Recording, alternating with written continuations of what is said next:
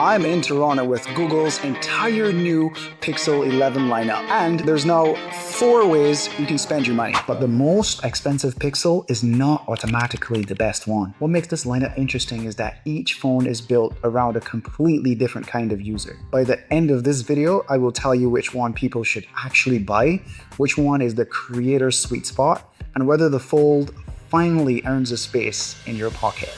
The best Pixel is the one whose specialty changes something you already do every day. And there's one small feature here I did not expect to care about nearly as much as I do. I have the Pixel 11, the Pixel 11 Pro, the Pixel 11 Pro XL, and the Pixel 11 Pro Fold. Let us find the right one without pretending everybody needs the maximum settings. The regular Pixel 11 is the everyday overachiever. The Pixel 11 Pro is the compact creator. The Pixel Pro XL gives you the same pro camera experience on a much larger canvas. And the Pixel Pro Fold is the mobile command center for people who believe one app on a screen is simply not enough. That person already knows who they are. And they probably have 37 browser tabs open right now, and at least 4 of them are playing audio somewhere. Here's the important part.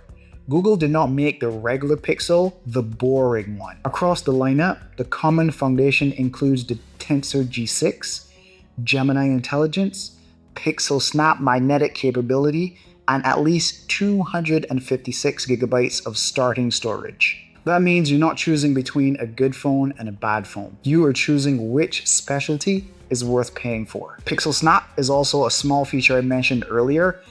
It is not the loudest announcement, but it solves a very real problem. Placing your phone slightly off-center on a wireless charger and waking up to a battery that was never charged. If the magnets align properly and the accessories stay secure, this is useful precisely because you stop thinking about it. I will tell you how strong it feels once I've tried it with more accessories.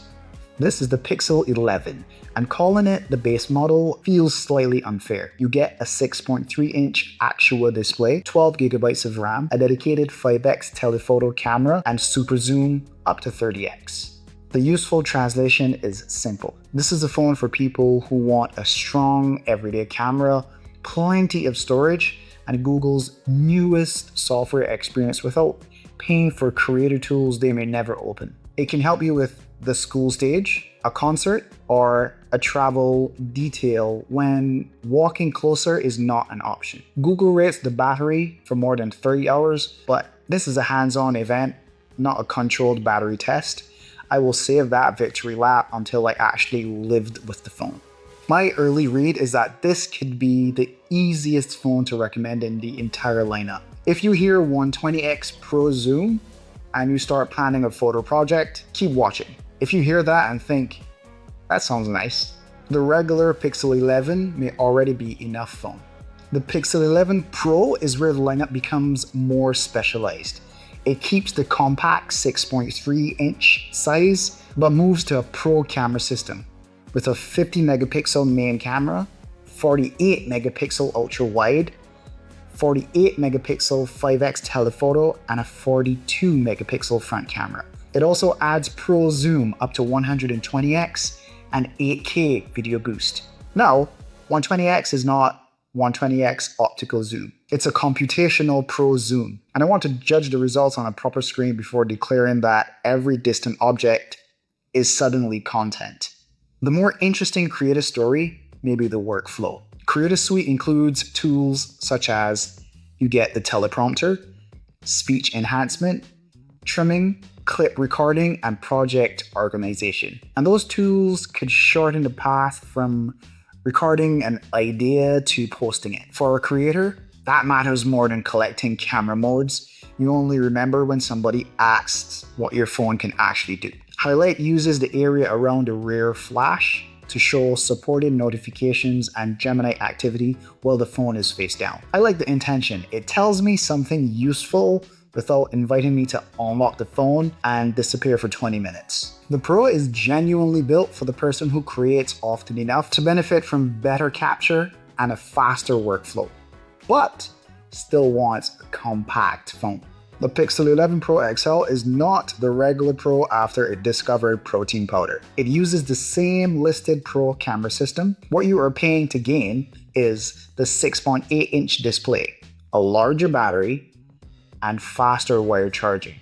Google says compatible charging can take it up to 75% in about 30 minutes. That still needs some independent testing, but it could be meaningful when you're topping up before a flight, a shoot, or a long day out. The larger screen is useful when you're framing a shot, reviewing footage, navigating, or editing on the phone itself. The trade-off is equally obvious. This phone is more phone to hold, more phone in your pocket, and more phone to catch with your face if you fall asleep watching YouTube.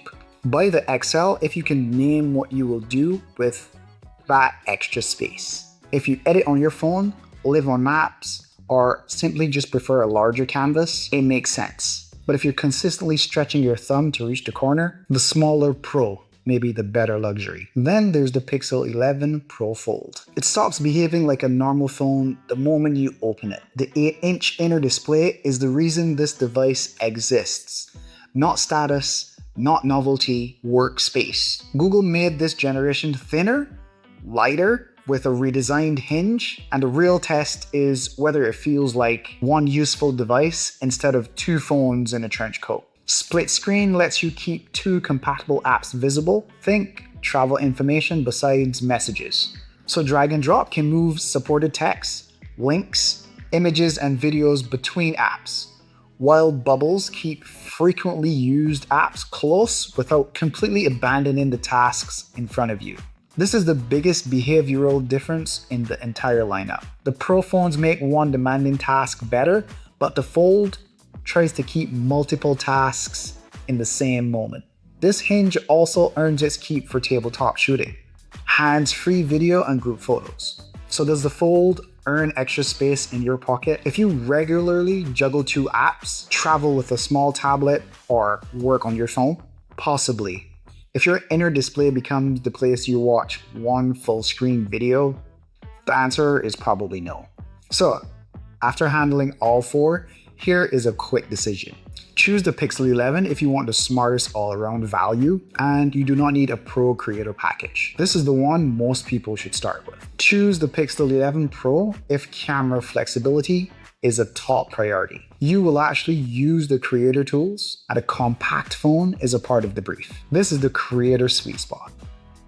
Choose the Pixel 11 Pro XL if you want the same camera experience on a larger screen, and you will benefit from the larger battery and the faster top-ups. Choose the Pixel Pro Fold if split screen and the 8-inch display will replace the time you spend juggling multiple apps or carrying around a small tablet. The best upgrade is the first upgrade that changes repeated behavior. If you cannot name that behavior, you probably do not need to pay for it.